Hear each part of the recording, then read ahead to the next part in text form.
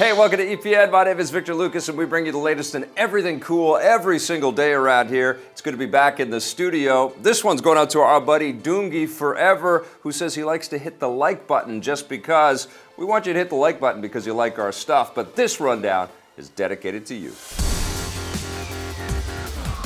Here's something that's probably going to anger a lot of gamers. The monstrous online shooter Evolve is going free to play. Starting today, developer Turtle Rock Studios has relaunched the game on the PC, calling it Evolve Stage 2 and making it completely free to download. New players will have access to some, but not all, of the hunters and monsters, and they'll be able to unlock more by using a new in-game currency called Silver Keys, which can be earned by playing the game and eventually bought with real-life money. For those of you who've already bought the original game, you'll automatically be switched over to the new Stage 2 version with all of your unlocked content carrying over. You'll also be given the new Founder status, which grants you exclusive in-game bonuses and 3,000 of those new Silver Keys.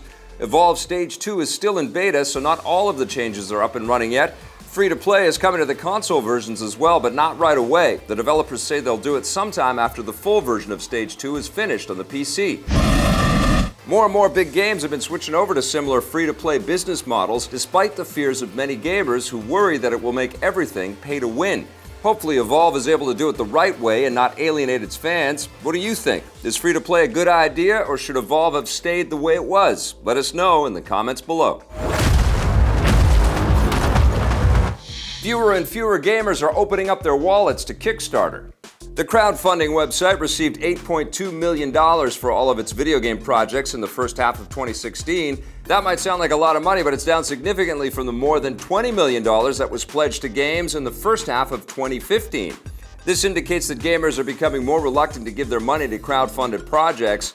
There are probably many different factors that have contributed to the drop in numbers, but a big one has to be the fact that several high-profile Kickstarter games have turned out to be disappointments once they were finally released. Mighty No. 9 received a lot of criticism for failing to live up to expectations, despite the fact that I enjoyed it, and there are several other examples. It's also a risky proposition to spend your money on a game that won't be released for another few years. It's not all bad news for Kickstarter, though. Despite the drop in total revenue, roughly the same number of video games have been successfully funded, which means players are still willing to donate to smaller projects. Tabletop gaming has also seen an increase on the site, so it looks like crowdfunding is here to stay for now. The Xbox One is going to keep getting exclusive games after all. Earlier this week, Microsoft revealed that going forward, all of their first-party Xbox One games would support their new Play Anywhere initiative, which basically meant that there would be no more exclusives, with every one of their games being released simultaneously on the Xbox One and PC. Now they've backtracked. The same post on the official Windows blog has since been updated to clarify that they were only talking about games that were shown on stage at E3 last month. That includes titles like Halo Wars 2 and Gears of War 4, but not unannounced games like Halo 6. Even though Play Anywhere won't apply to every Microsoft game, it's still pretty cool. Players who buy a game on the Xbox One or PC will get it for free on both platforms, with save files and achievements automatically synced. ReCore will be the first Play Anywhere title. That crosses the finish line on September 13th. Tragedy has struck the Seven Kingdoms. The next season of Game of Thrones might be delayed. The show's producers have revealed that filming of the upcoming 7th season is going to start a little later than normal, which means the premiere might have to be pushed back as well. That's according to showrunners David Benioff and D.B. Weiss. Speaking on the UFC Unfiltered podcast of all places, they say that because winter is finally here in the series, they need to wait for darker, more gloomy weather before they can begin filming again. Previous seasons have traditionally been shot in the summer, giving them plenty of time to have the episodes ready for the following spring, but now that shooting is starting later than normal, everything else might get pushed back as well. We'll let you know when more details come in. A delay would be a very tragic turn of events for anxious fans given the shocking events of the recent Season 6 finale. The show is expected to wrap up with Season 8, which will likely premiere in 2018.